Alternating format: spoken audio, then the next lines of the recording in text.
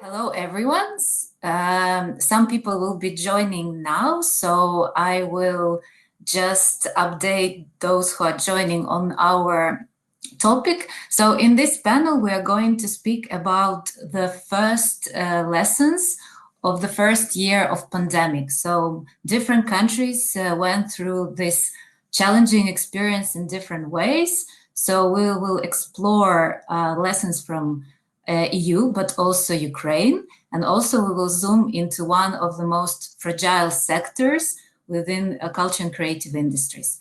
But to start, I would like to introduce our panelists. Today with us, we have Tetiana Shulha. She is a sector manager of the EU delegation in Ukraine, working with culture and creative industries, also youth and social projects. Also, we have Grzegorz Reske from Poland. And important to say, not only Grzegorz is representing Poland because he is the member of Performing Arts Institute in Warsaw, but he would be also active on the performing arts sector because he's the board member of the International Network of Contemporary Performing Arts, IETM, and this network has more than 500 members worldwide, and this includes organizations, but both individuals. And last but not least, we have Volodymyr Vorobey, who is director of the Economic Development Agency PPV Knowledge Networks, based in Lviv, Ukraine. Thank you for being all with us today. For our listeners and viewers, I want to just give some house rules. You can see there is a chat section where you get reactions, maybe share some links, your thoughts. If you have questions that you would like to ask our speakers to, it is better to leave them in the Q&A session. This is the section which is on your right. So your questions will be parked there, and for us, it will be easier to see them, not just to lose them in the thread. I will be checking both chat and Q&A, and will be asking our speakers your questions. Also, just to give you an outline how we are going to work for this 1 hour and a half. So we plan that 1 hour, there will be a discussion between ourselves, and then for half an hour, we will move into Q&A section. So just to start, I want to continue something that was already touched in the presentation by Pierangelo. So cultural creative industry sector is very fragile across different countries.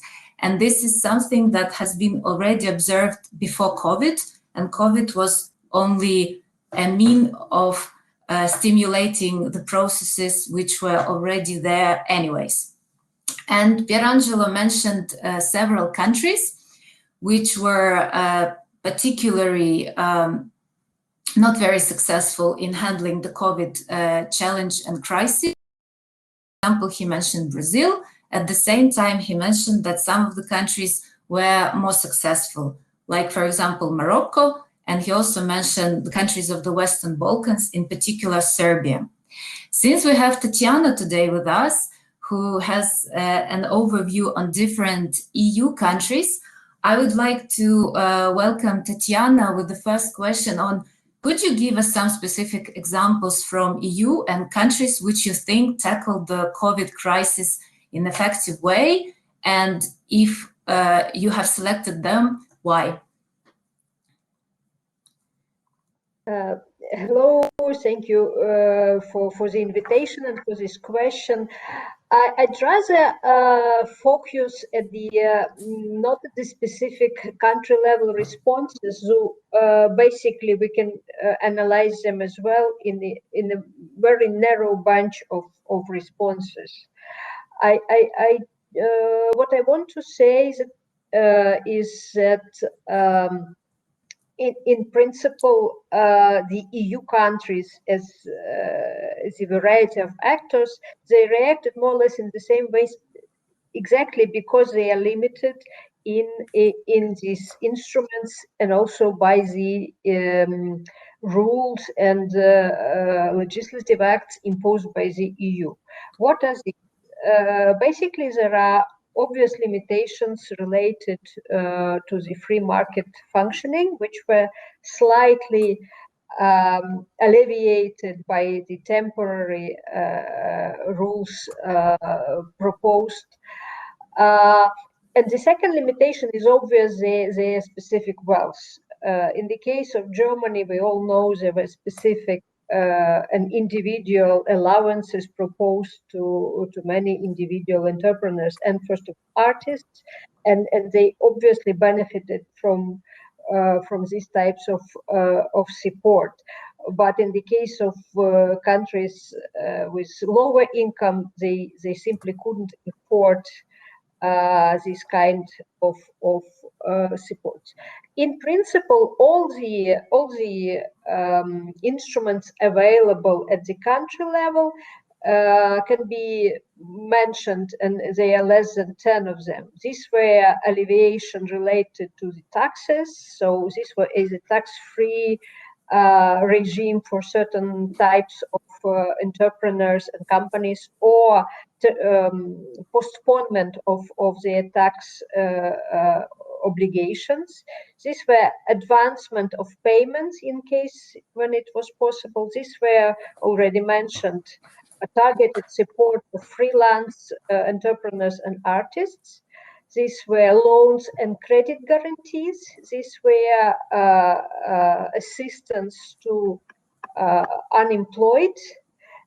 These were institutional and project grants, and continuation of existing supports, basically postponement of the end of these support schemes, which were already existing by this time. All the EU countries, one way or another, combine this type of support simply because there are not so many other available means which a certain government can use to support the creative sectors. Unfortunately, in the case of the national support, there is no silver bullet. The government, the state has its limitation, its budgetary restrictions, and so on.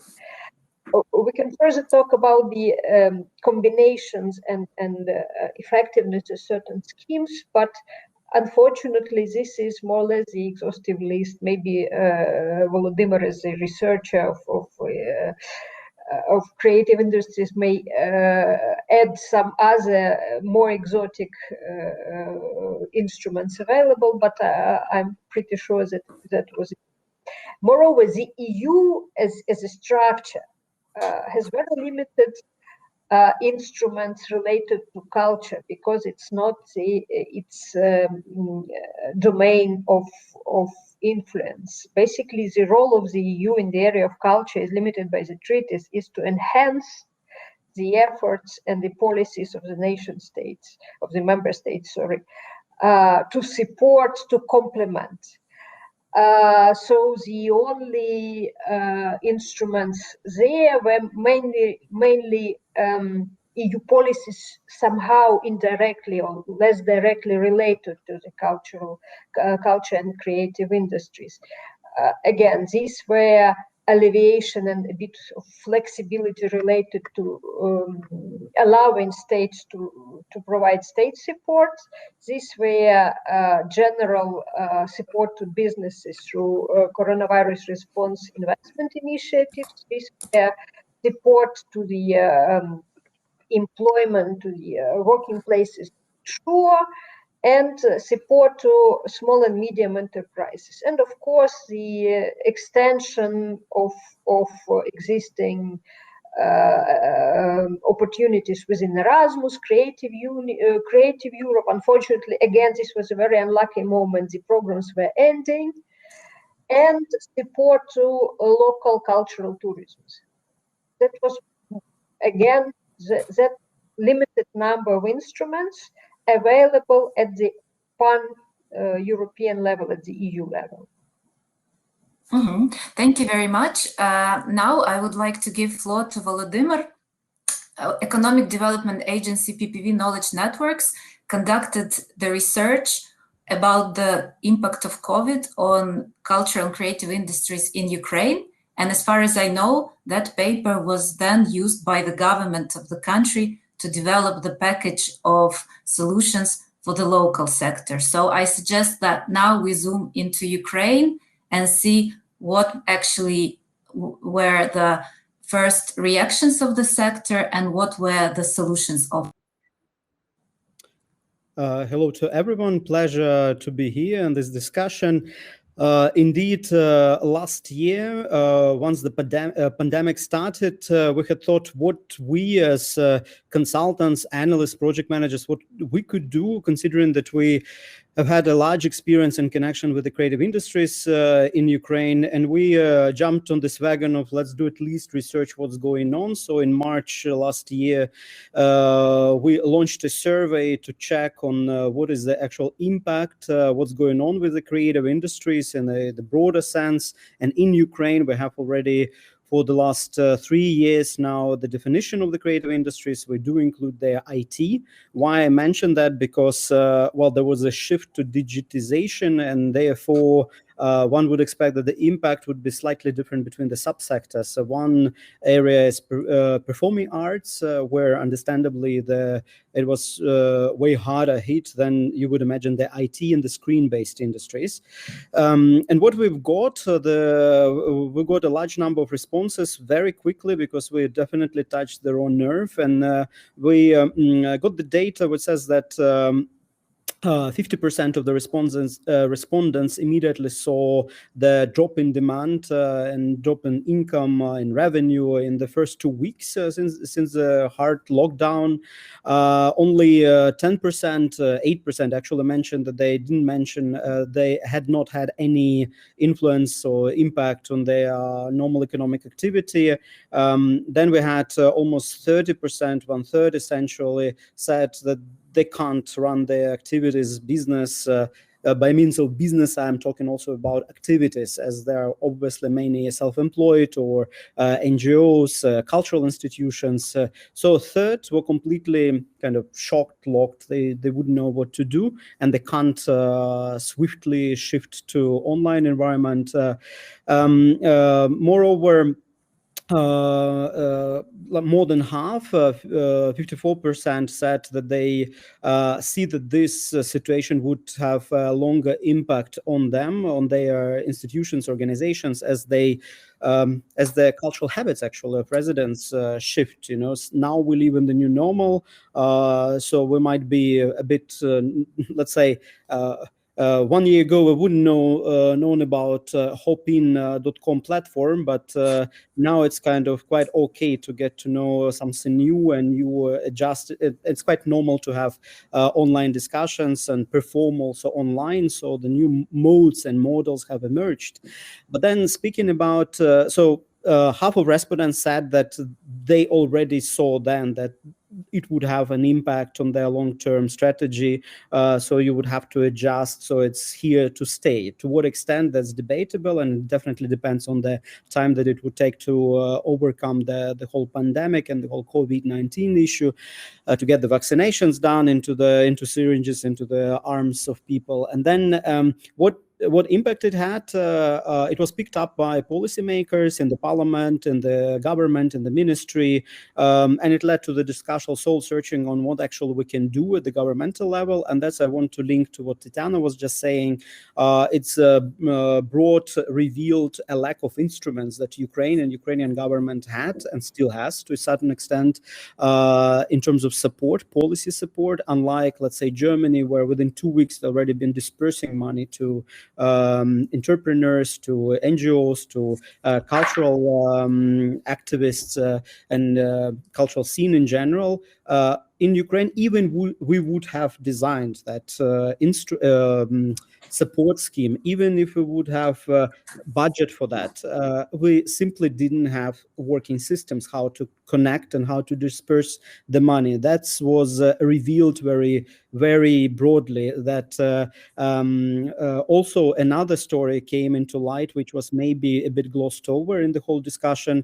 Well, we have quite a large chunk of illegal activity in the creative industries with people not registering the entrepreneurial activity. And once the support is there, which eventually came online in August last year, so quite late by the European standards, so the money, the pot of money was allocated and was kind of provided for dispersion, but this institutional grants scheme that Ukrainian Cultural Foundation has been managing only started when in September. So it's already like from March till September. That was this process of finding the way, the instrument, how we can channel this money to the sector.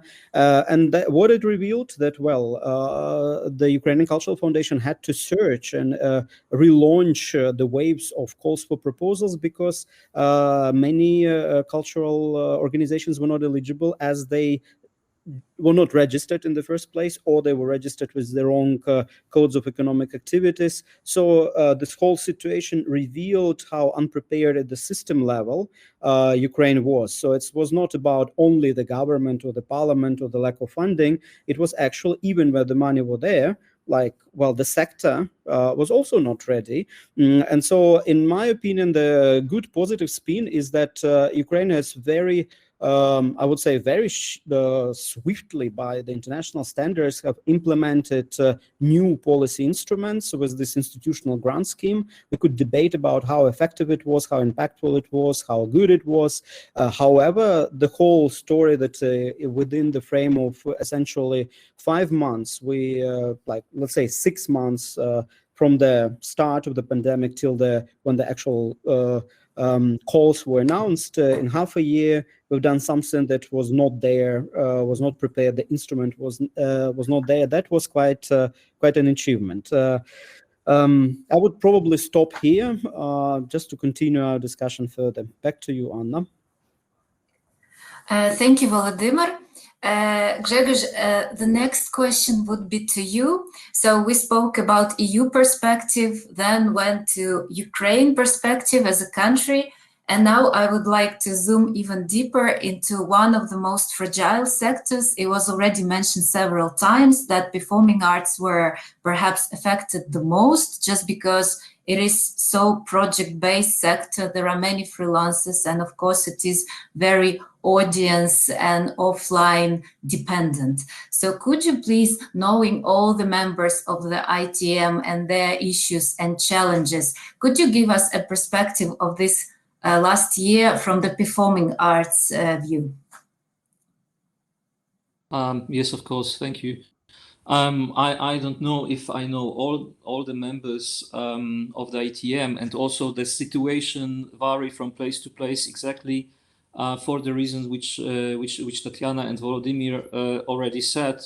We have a certain policies going over the borders, but we have also particular cases from country to country. And of course, also IETM is not only about the European Union, but it's now a worldwide organization, and we are aware that the situation, even if we now speak about from the European context about the pandemic, which at least we hope we have more or less under control, we are aware of what kind of cases our colleagues in India or Brazil are facing in these very days.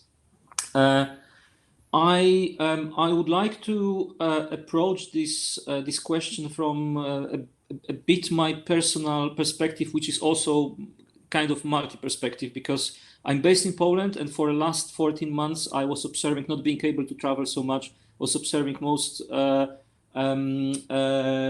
what is happening in my local scene, let's say, here in Poland.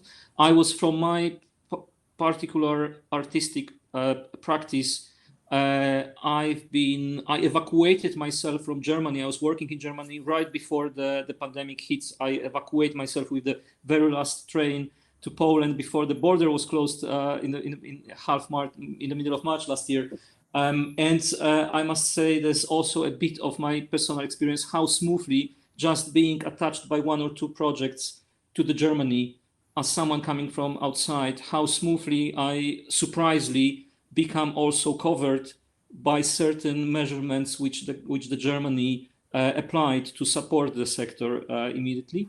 And of course, there is this perspective of IETM, which, beside of doing lots of other projects in the core of activity, this is an organization which create the physical space for many years. We are creating the physical space twice a year, big conference when people are flying from all over the world to discuss the things, and this is not possible for more than a year now. So this experience, this observation I had, and it will be linked very much to what was already said. The first, yes, I agree. There's nothing. The pandemic did not bring anything new.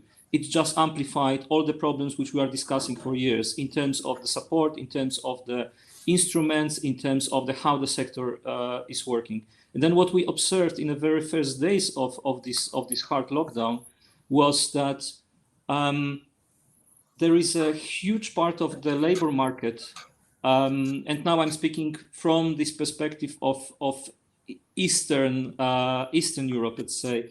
There's a huge field of the labor in the art and culture, which government is not necessarily aware what's the size of that, what is there. So when the market stopped, we suddenly realized that okay, there are the tax reduce instruments which were introduced quite early. There are some direct support to the NGOs or institutions, but we have a huge amount of the people who are not visible, that the state is not aware what's the number, where are those people, because they are work on the short-term projects. They are not registered, and this is where this difference between the countries apply. If you are freelancer in France, in Germany, this means that you are freelancer, but you are registered. There are data. This is also what helped the Germany in many on the federal level, but also on the local level, to react so quickly, because there were data there.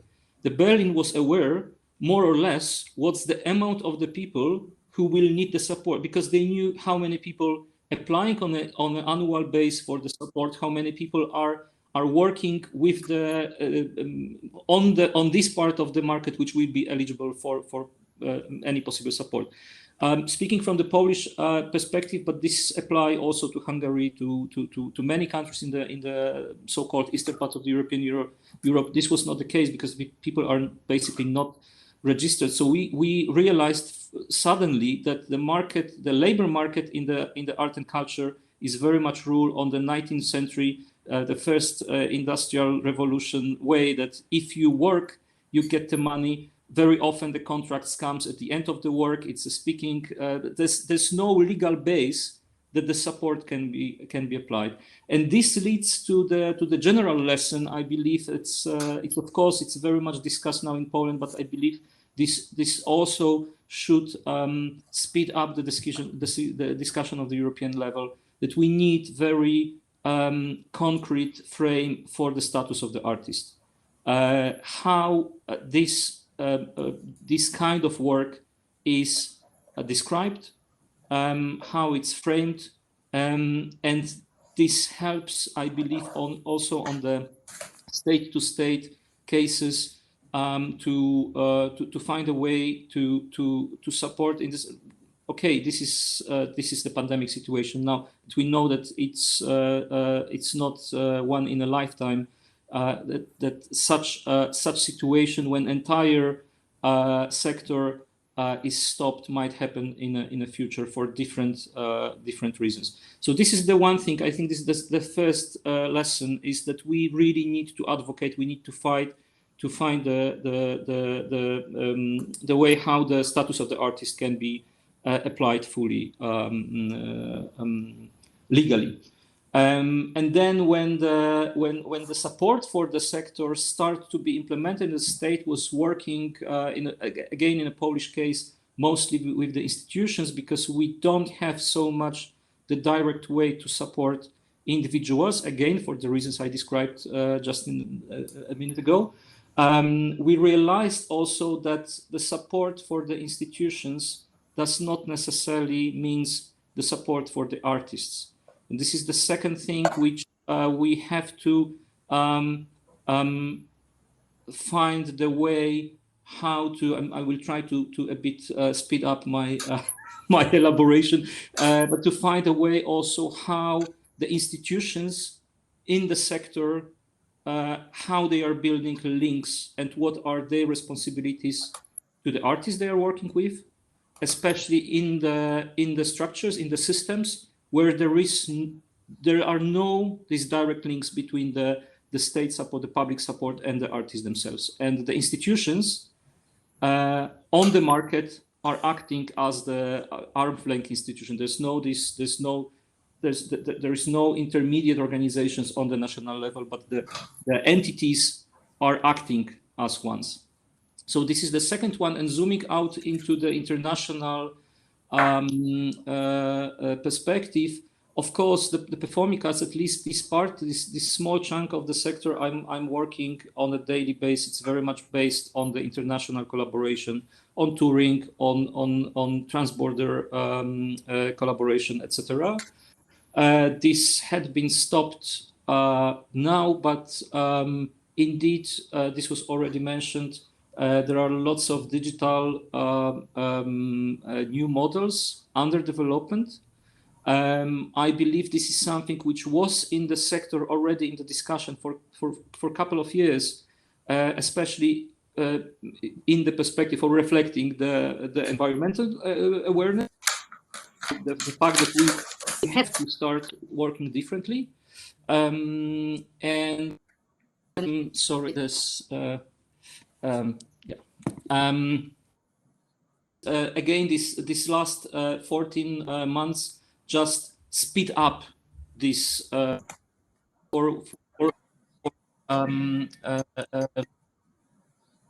looking for the new ways how we can stay in the scope of international collaboration, but maybe not necessarily all the time with the physical presence of all actors.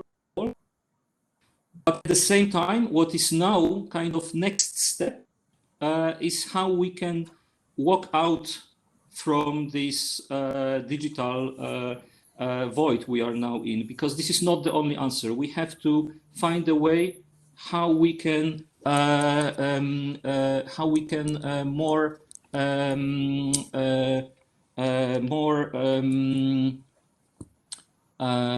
effectively find a way to work internationally, knowing all the obstacles which we are in now, but which will continue in the next years. Thank you. Follow up on what you just said. What do you think could be the opportunities to promote international collaboration between organizations in different countries in the conditions that we have now? There are still lockdowns happening in certain countries. It's not possible to travel that much. Usual support schemes like mobility grants and residencies, they are not available offline. So what do you think could be effective means of supporting still cooperation between artists nowadays? Well,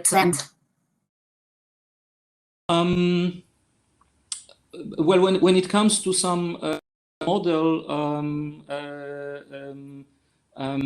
some search for the model, there is at least a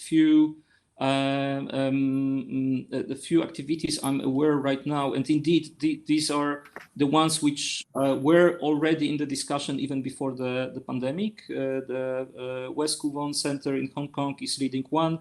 The Lift Festival in London is calling artists for submitting proposal for the new models, which they call the international collaboration with zero travel, and there are others. I believe the few things which are in my mind and which are in the discussion in a way is that we need to be aware, especially in this part of the world, we need to be aware that this international collaboration is also the kind of worldwide system where not all the players has the equal resources available locally. And indeed, this international model of collaboration was very, like, partly it supported also the artistic practices in the countries where the local resources are on the zero level. And I believe this is the one of the responses which lots of players from, let's say, northern part of the world was applying, was to propose the in-house residencies, so keep support of the artists in their local communities, which cannot obtain the income from touring, but to keep availability for them to work. And then indeed the digital tools are supporting further to dissemination of that works. But at the same time, we know how the performing arts on Zoom or on any kind of platform like that, it's conquering with the Netflix and HBO and all those industrial tools. So this is not the one and only answer. What is discussed in this time, but then again, this was already in the air in the last years because of the environmental crisis.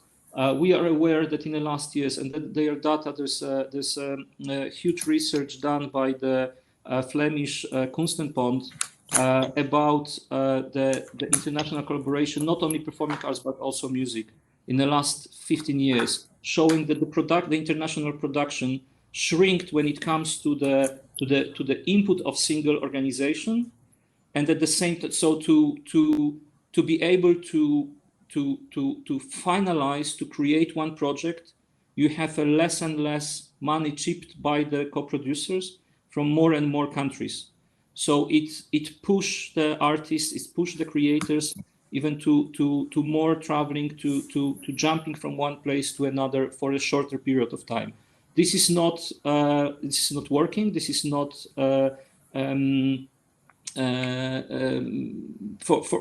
for any levels, not only ecologically, but it also brings less and less connection of the artist to the local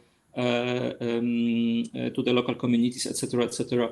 So what we should, and this, but then again, this is somehow, it finds its reasons in the local cultural policies very often, that the organizations are pushed to produce more and more names, but they have the same amount of money or less money. So how you can do it? You do it in the co-production way, because at the end of the year you can report more names, but actually the real link between the institution and artist is much smaller. So there is a huge call, and I'm very actively trying to support this call to really think about shifting this perspective also, that we need to produce less. We need to reconnect more the artists to the local sector, because yes, we are, and we will have the flight,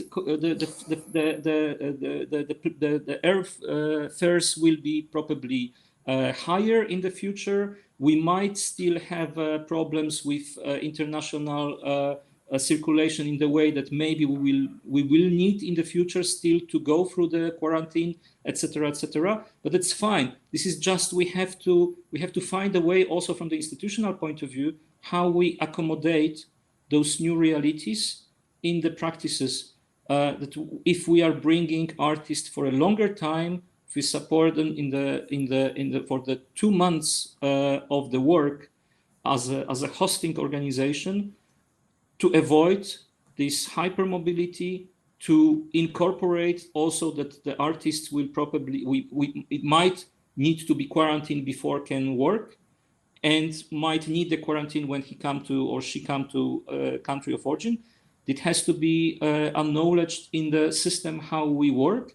And if someone is coming for 2 months, not for just 1 week and then break and then another travel, this also means that maybe the hosting institution has to differently approach the I don't know, family situation of that artist, and to not only treat it as like the delivery of the product, but for instance, thinking that the artist has to travel with the family of with the children.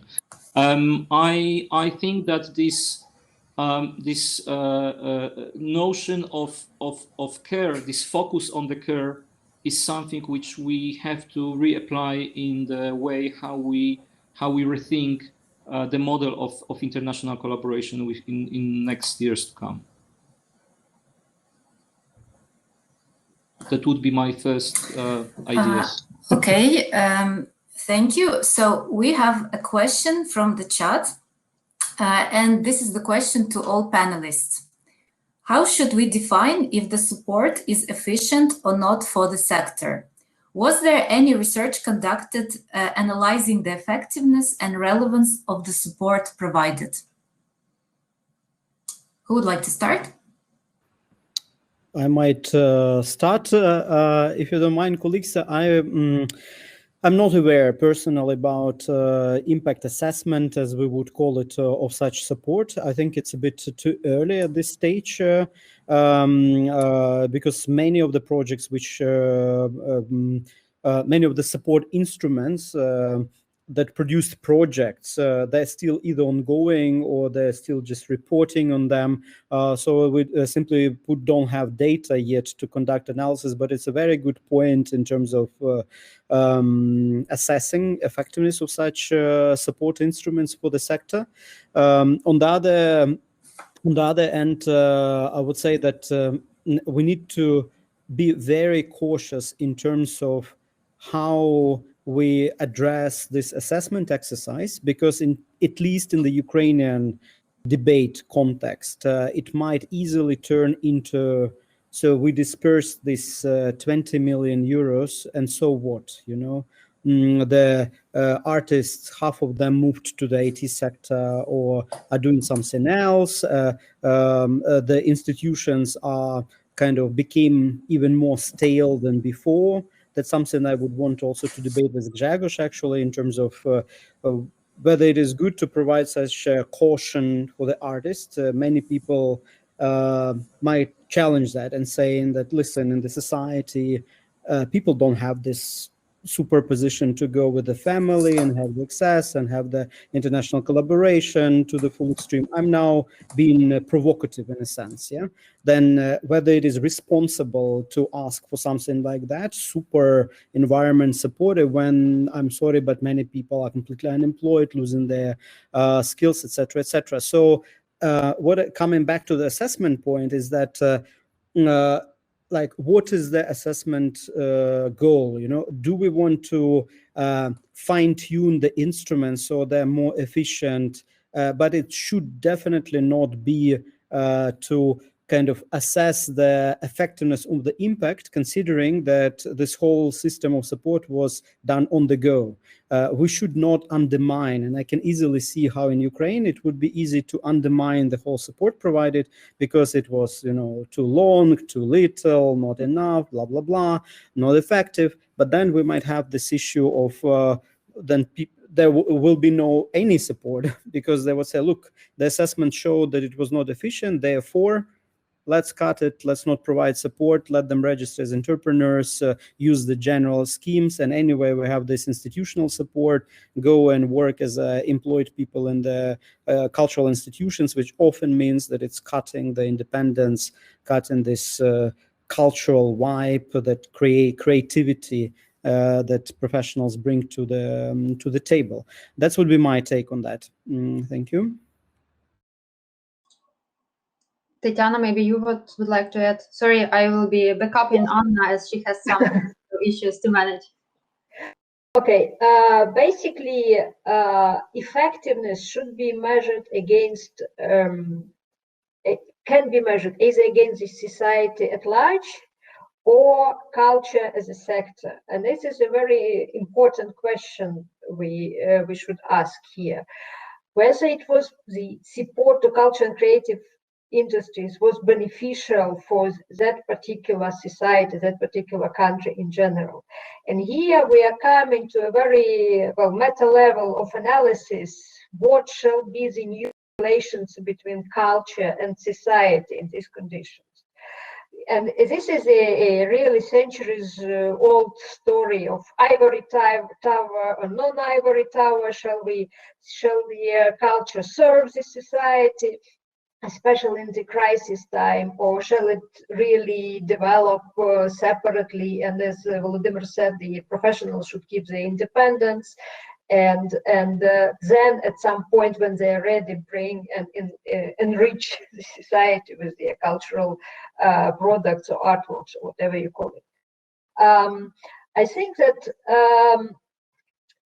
there are several answers to that, and indeed, in the crisis time, the culture, at least at the local level, should come into the closer relations with its specific communities, where it's possible, when it's possible, and in the way it's possible now. Why? We focus on the digitalization. We are losing a huge population strata, the elderly people, those people who are, because of their educational level or preferences, are not able or eager to maintain this digital way of cultural communication and consuming culture digitally. They don't like it, they cannot do it, they are not used to it, and so on. And here there are a lot of implications to that. We have several generations or a substantial percentage of the population which are now completely excluded from cultural practices. And the long and wide implication of that can be, for instance, the loss of intangible cultural heritage because the traditions are not practiced, for instance. It's also about the consumer practices degrading within the families. They are not so high currently anyway in Ukraine, but now they are going even further down. So here we should really think about acceptable pandemically ways the culture can communicate. And here again, I think that cultural heritage in general and cultural institutions can really adjust not only financially and in the way they communicate with those who can communicate with them generally, but adjust and turn into their, put on their social masks and consider how they can become this instrument for community cohesion, for community development, and how they can reach out to those not able to be communicating culturally digitally. Here, again, the number of instruments is not so big, but still they are available. This can be some big scale forms which don't require, the closed premises, and they don't require some close interaction like big festivals. Some smaller scale boutique, so to say, events with outdoors, with distancing and proper communication, using those instruments which are already available to reach out the older generation. I know that you cannot watch a stage in Viber, but still you can explain to people, to those using Viber and other, chats, that they can come into these hours and it's free, or it costs this much, and they can actually interact, explain the quarantine rules and so on. So in these terms, while analyzing, coming back to the questions, while analyzing the impact and effectiveness of assistance, we should really take twofold: the survival of the sector itself and the effectiveness of its communication with the population, with the cultural consumers, all possible segments of them.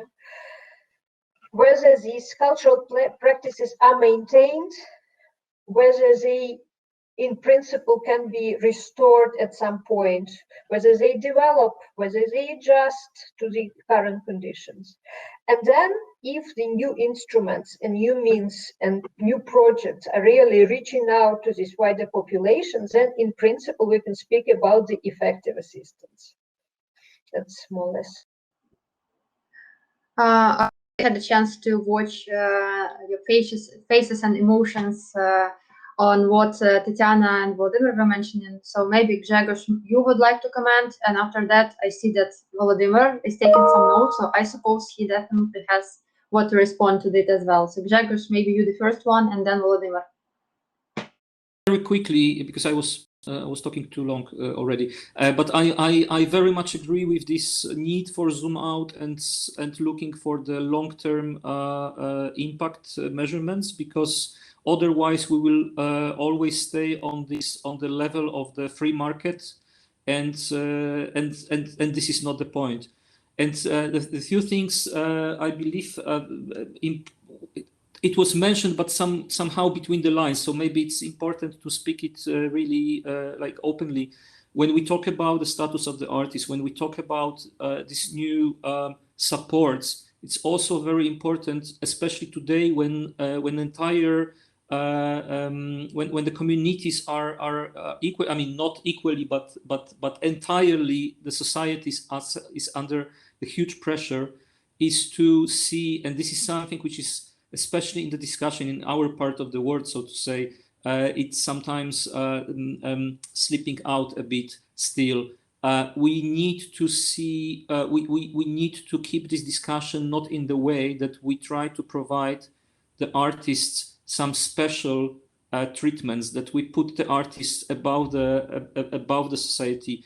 I believe, referring what Tetiana said, yeah, it's if we talk about the efficiency, it's much more like efficiency of how this sector is really influencing the development of the society or development of the communities. It's not about day-to-day providing of the product.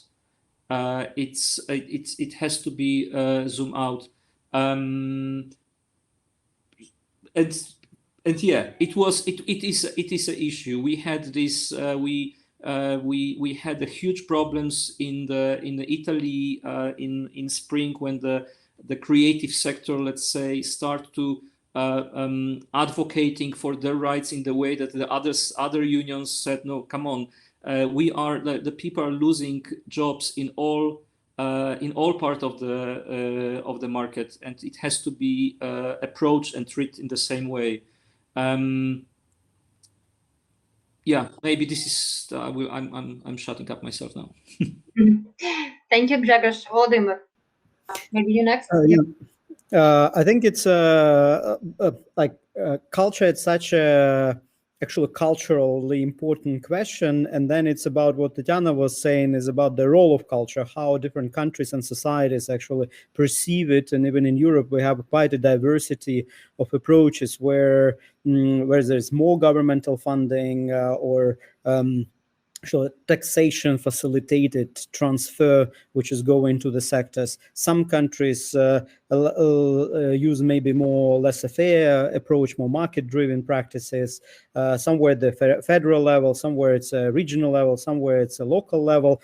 So in this sense, Europe has a beauty of these various approaches that you can choose, and each society always in this constant search for the model which fits the requirements, the political momentum, the aspirations of the society. So of course we're speaking about this context of shifting, societal compacts in a sense vis-a-vis culture. So indeed, it's like as what Grzegorz mentioned about this Italian case. So are we equal with other sectors, or culture is something intrinsically important for us, and we would put it maybe on a higher footing because it's more affected. Even our research showed that 75% thought that the culture and creative industries are more affected by COVID than other sectors. You know, so it's one thing about IT sector, another story about the performing arts sector, and that's, we should be recognizing that indeed. But then the notes I was making, I was thinking about earlier our discussion, that there are like 4 dimensions that we're speaking here about in terms of support for the sector, and it's the practices. It's what Tetiana was mentioning, cultural practices, because we might be even providing funding for supporting such of the practices which are being eliminated by the restrictions. So then engagement, because of this whole new and new forms of social inclusion, this digital exclusion, when some parts of the society are not able to participate in new formats, then there's this engagement line which we need to rethink. And then there are 2 C's, the capacity and capability. I think capacity, it's whether we have the artists, or as we, in Ukrainian, we say, it's Russian actually, we say it's uyti v IT.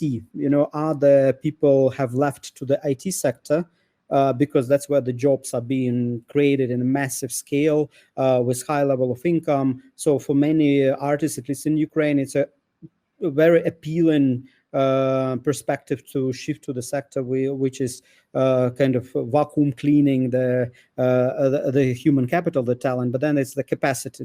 Will we have, as a country, as a cultural sector, capacity? And therefore, many political policy support instruments, they've been catering precisely for these capacity issues, like to survive, to have, to enable, to let them live somehow. So it was to save, in a sense, mode. But then my theory, my thinking is that we need to move to the capability.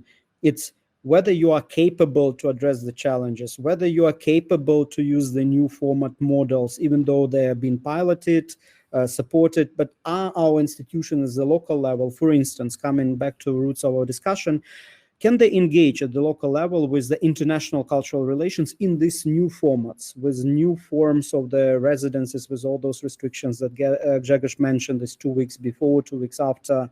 Can the local level policymakers even understand that? Are they capable to implement that?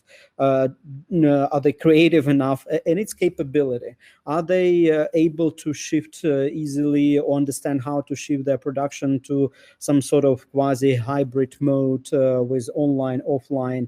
That's capability. That's not the capacity. You can have equipment, you can have processes, you can have money, you can have people, but you can still be incapable of doing anything, you know. So we'll be just sitting there with everything and still complaining. So that's what, in many cases in Ukraine, this capability is lacking. In fact, you know, it's not about capacity, it's about capability. Even though, having said that capacity is also important, it should be supported. So this capacity, capability, practices, and engagement with wider audiences in new formats of engagement, that's kind of line of thinking. And international cultural relations should be considered in the instruments from all these 4 lines, in my opinion, too.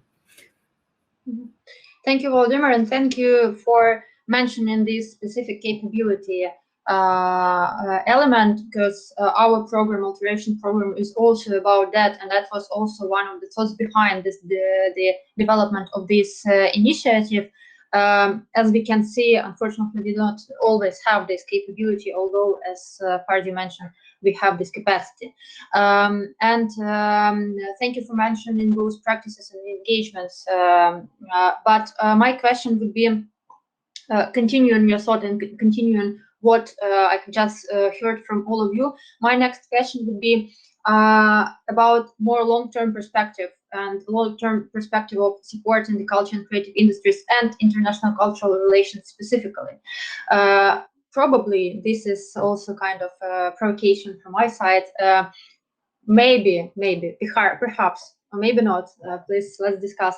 We had a chance to see that our previous policies and previous support mechanisms maybe were not efficient enough, or were not relevant enough, and maybe we supported something that we were not supposed to support, but instead we didn't support those capability moments, or maybe this was the format of the support were not appropriate, or maybe we should have designed it in another way.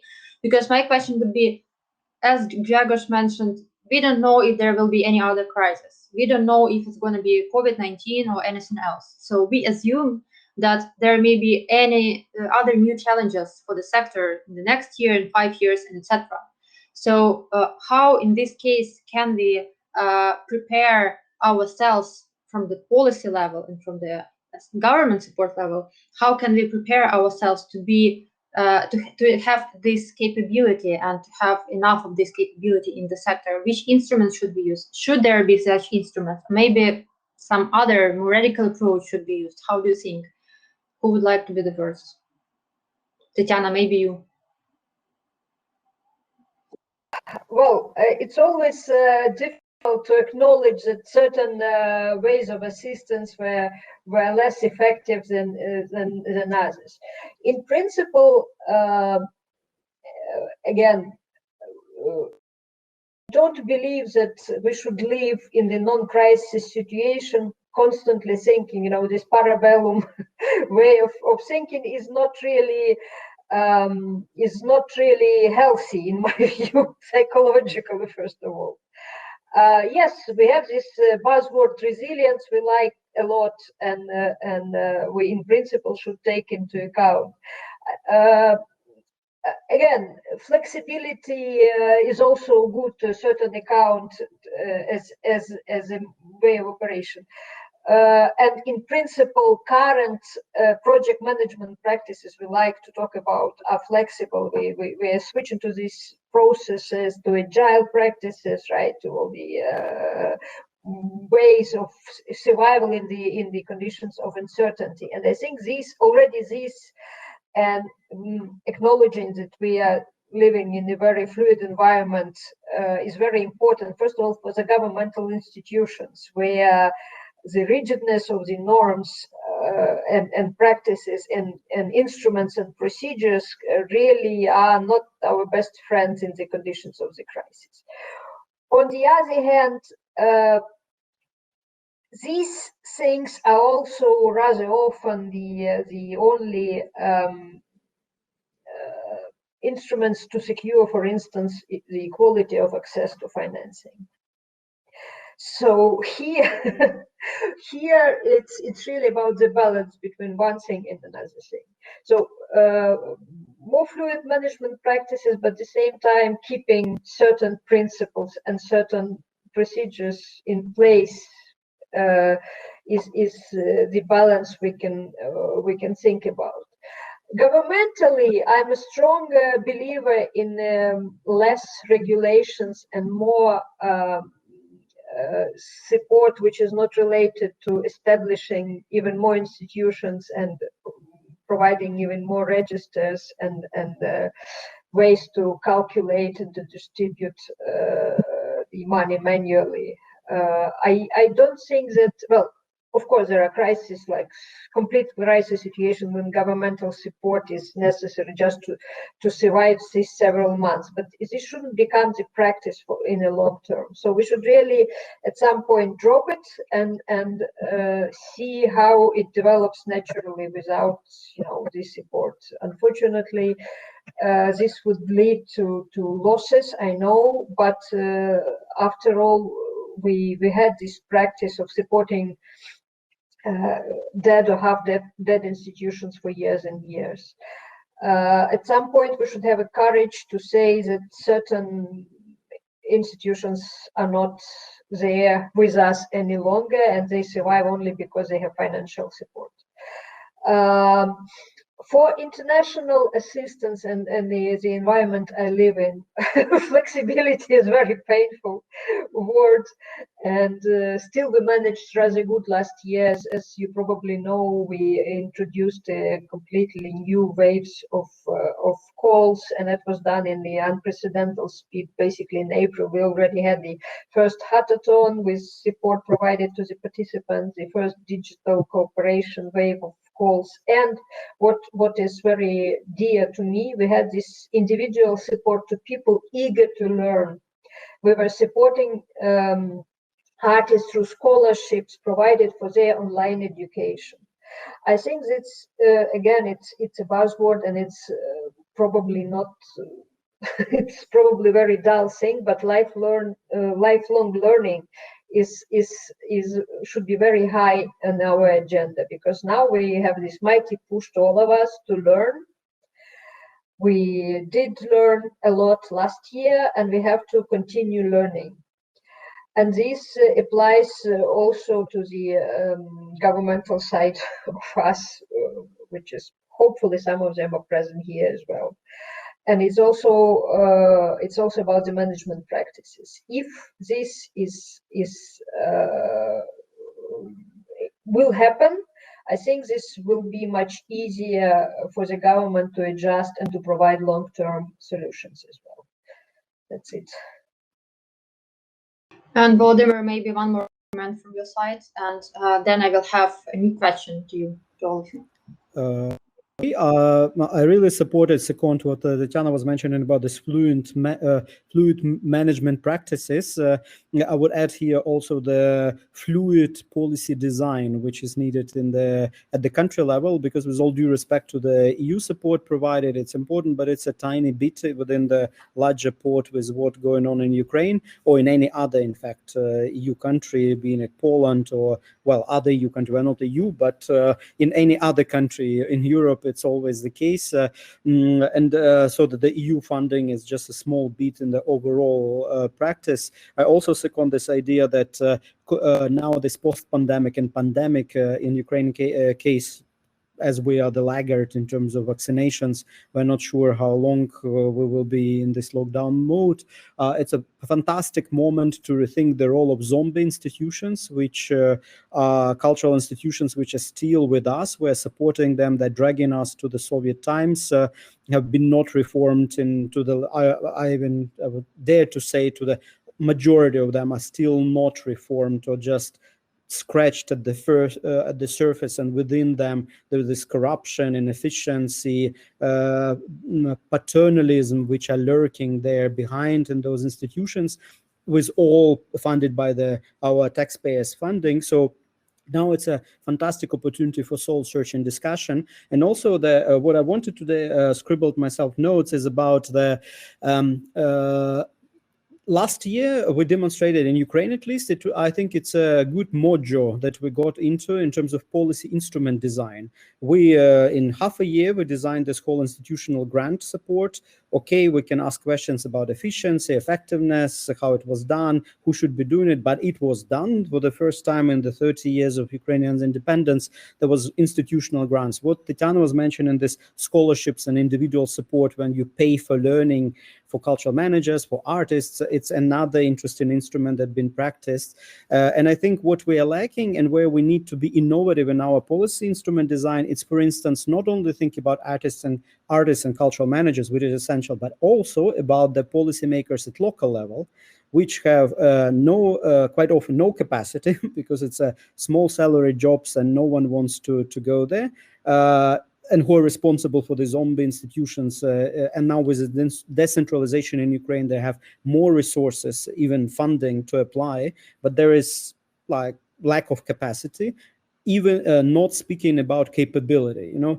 So can they design? Now we have this whole flourishing discussion in larger cities about the local cultural foundations, which would be dispersing at the grant level funding. And you can see what are the political battlefields such discussions are, because the policymakers, local policymakers, have no clue what it is about.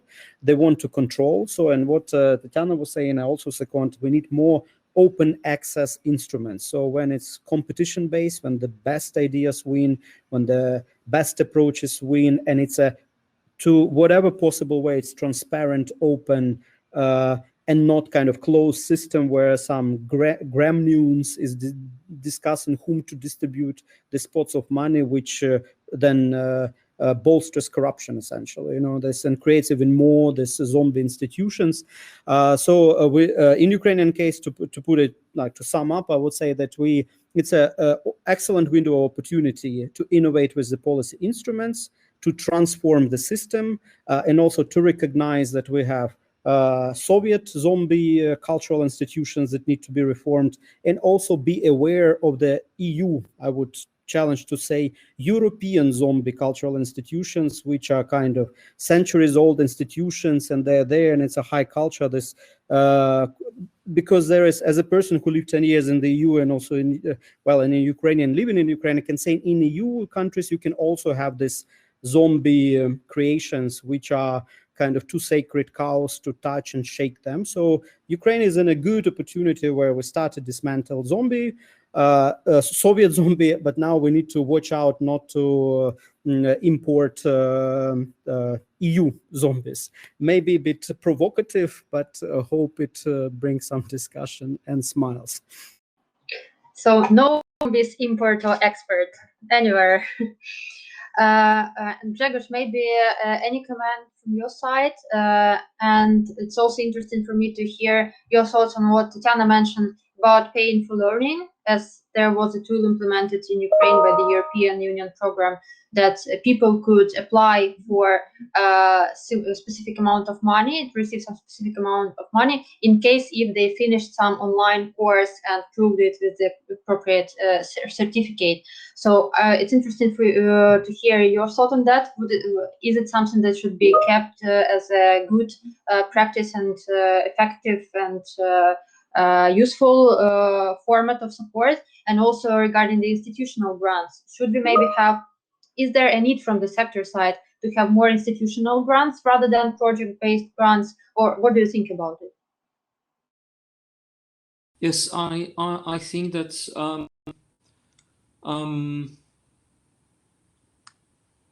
so focusing the layer after layer, I would say that what we need now is on this labor market is kind of cleaning up this gray zone. So really, that's the lesson. That's something I was telling. I was talking at the beginning. Just really make the effort to clear out those. I believe on the legal market level, we call it gray zone. Yeah, the people who are somehow not really registered. They are there. They are earning money, but they are not in the system.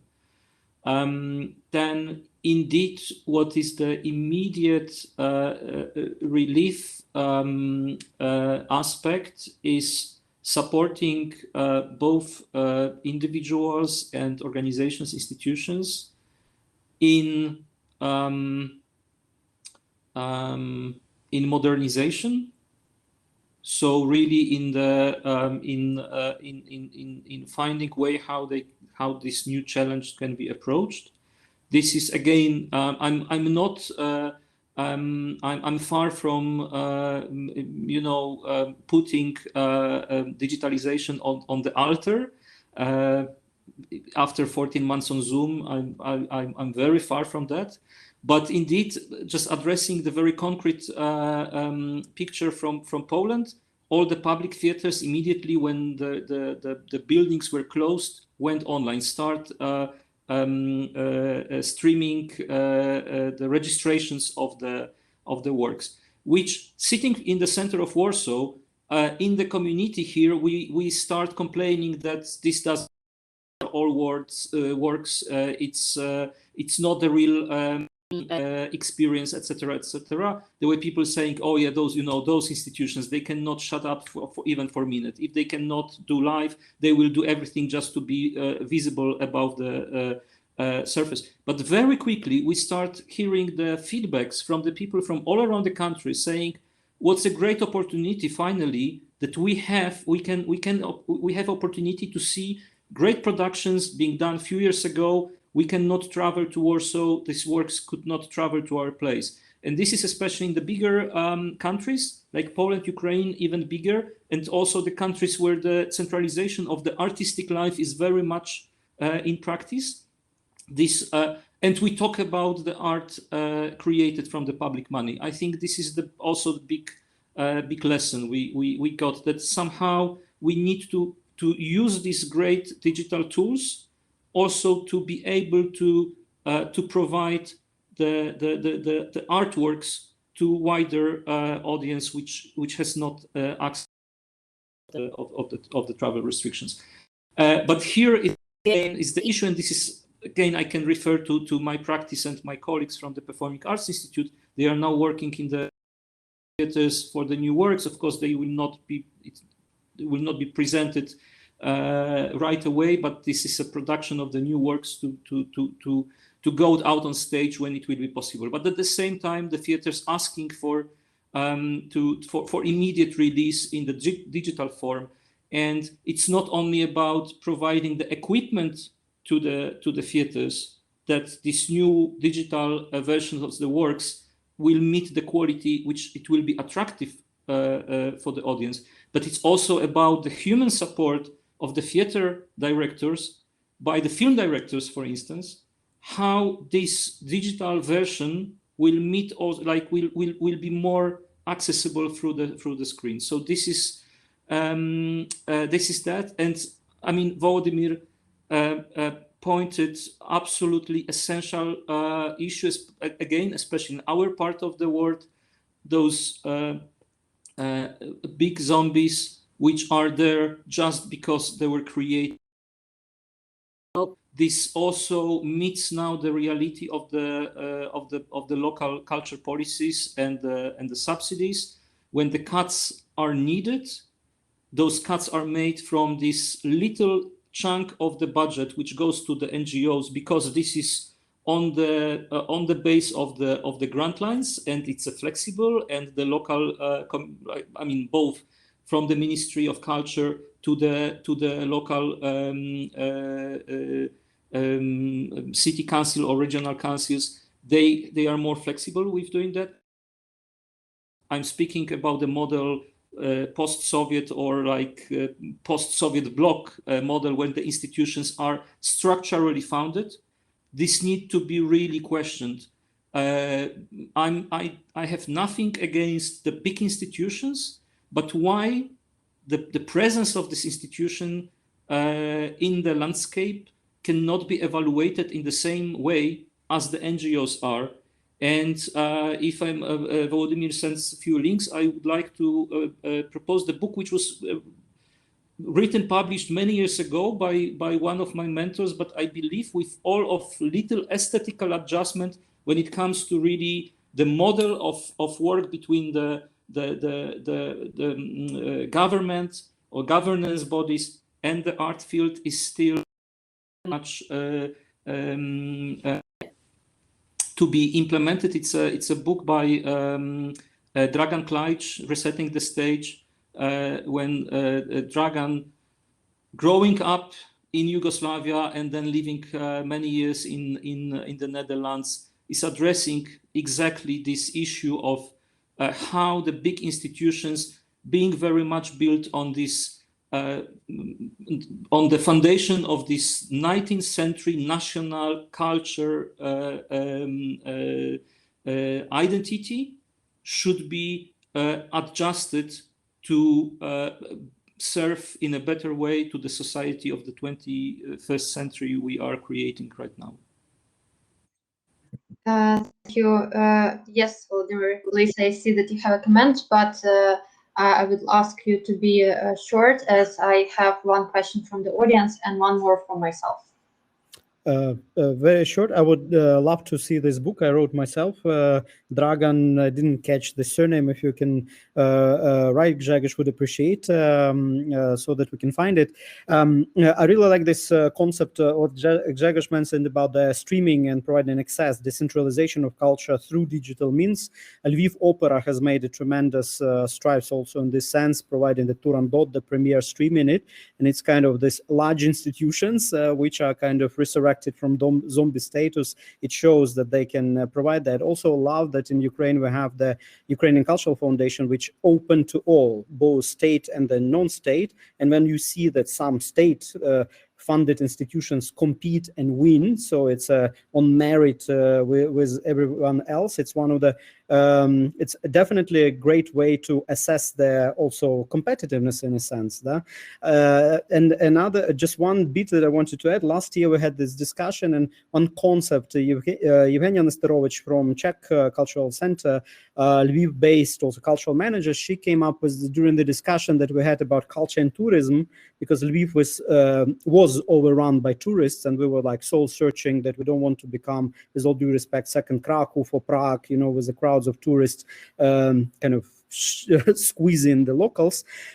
Then the pandemic came, and we're like, we need tourists, you know, we're dying without the tourists, the industry. So it's the pendulum swang. And then we came up with this very nice concept. Zhenya came up with the nuclear cultural experiences. When the, for instance, Lviv Puppet Theater went into the sleeping districts, you know, this Plattenbau, as the Germans say, and provided they in the courtyards, the kids' place, you know, that locals can come, and they never even went, not speaking about Warsaw, the capital cities, or the European culture, they never went to the city center, you know, they just, their life is around that area, and suddenly there's theater there. So we need more, and one of the innovations could be support such interventions, local, very local,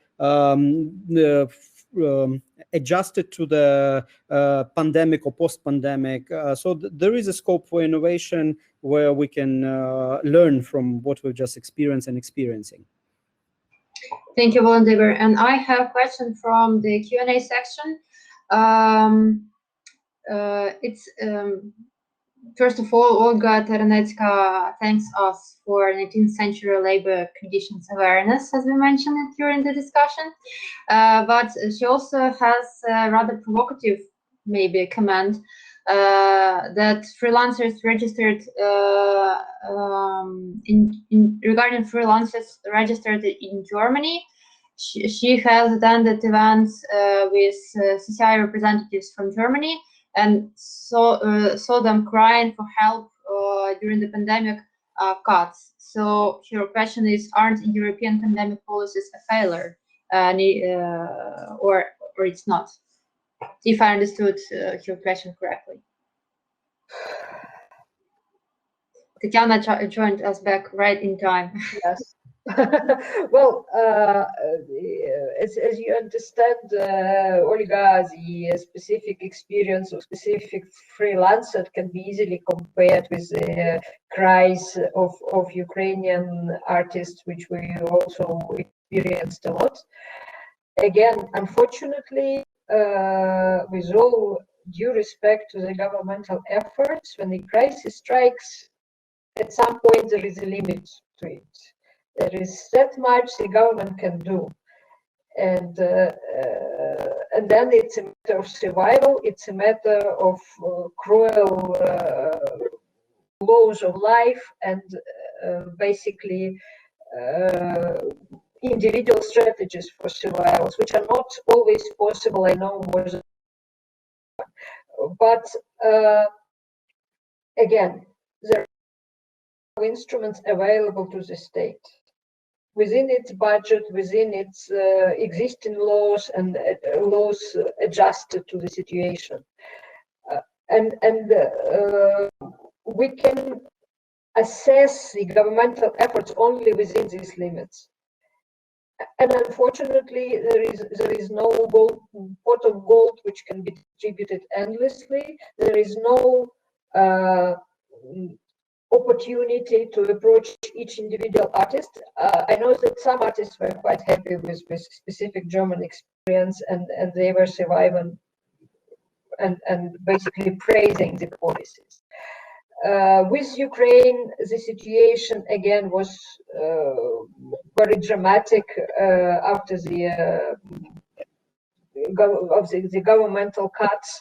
And then, of course, there were praises and hopes related to the institutional support, which unfortunately, well, it arrived, but it arrived in the last dramatic moments of the year. How the artists and the institutions survived this, we can read on the Facebook, we can ask for individual statements. That much within these limits, this is what the government can do. It's not that I suggest not to criticize and not to have proposals concerning these policies. But at some point we should acknowledge that fully paternalistic expectations unfortunately are not those to take place in the years of crisis of such a scale. Thank you, Tetiana. And as we are out of our time, I have only one last question to each of you. As I mentioned in the beginning of our conference, the Alteration Program is now preparing the handbook of good case practices and examples of specific projects and institutions who managed to adapt and transform last year successfully or more or less successfully, whose example may be interesting for other representatives of culture and creative industry sectors in Ukraine and the European Union. So my question to you is, can you name one project or initiative or institution which you think is interesting from your perspective and can be such a good case example, potentially interesting for the handbook, to be included into the handbook, and potentially interesting for our audience as well? And who would like to be the first? Jump. I was thinking about our Lviv Book Forum, which adjusted to online format. So just to give it a perspective to the people listening to us, it's already about more than 25 years annual event in September, when the population of Lviv used to increase by 25% because all publishers, all book lovers would come to Book Forum. It's started as a fair, then it became more as a festival, which would spill into all the cafes and the center and the debates, discussion, fantastic time. And now the lockdown and the travel restrictions, and suddenly are we actually, that was very easy to lose our intangible cultural heritage, essentially. The practice of going to debates and discussing something you don't know. So they, I think, made an excellent job in shifting to online mode. And as Grzegorz was saying with the theater in Warsaw, same here, so that the new audiences joined and then saw this discussion, interaction.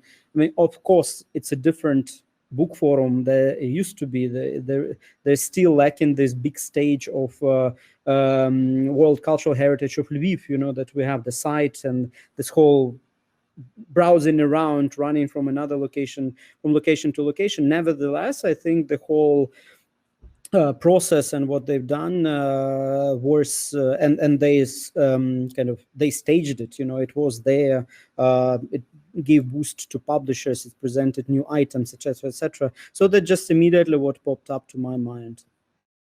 Thank you, Volodymyr. Who would like to be the next one? Tetiana? I'm happy to follow. Maybe still in this mode of Germany and the support, and with total understanding of the economical situation of the country, the wealth of the country. So it's not so much about the amount, it's the structure. It's more about the approach.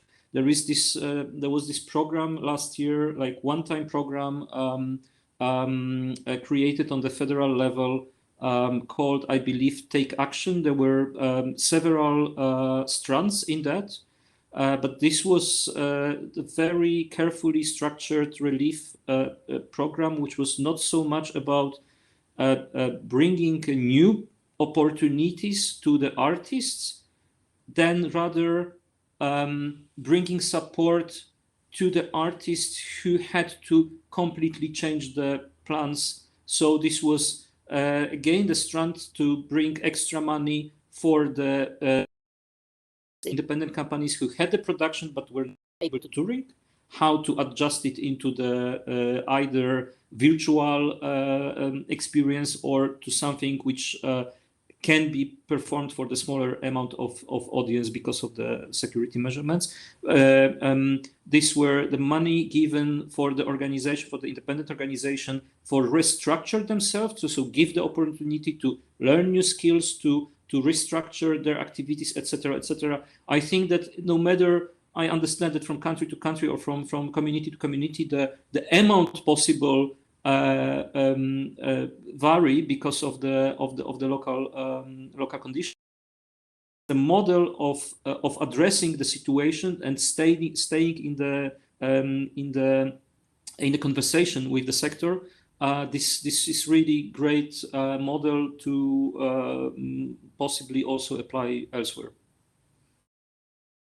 Great, thank you so much for your inputs and for these interesting examples. And thank you for a meaningful and dynamic discussion mentioning zombies. I think that added some energy into our conversation.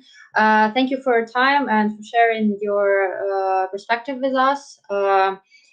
We now go for the lunch break, and we'll continue our online event at 1:30. Yeah, Tetiana is back. Sorry, Tetiana, we missed you answering the good case, but you can always send it and write it in our chat so that everyone could check it later. So thank you one more time, all of you, for taking part in this panel discussion. And thank you everyone who stayed with us at the first part of our online event. So we finish for now for the next 24 minutes, and 1:30 Kyiv time, we are waiting for you back to have our second panel discussion about specific experience of International Music Festival, Film Festival, and the museum. Thank you one more time. Have a nice lunch break and enjoy your time. Thank you.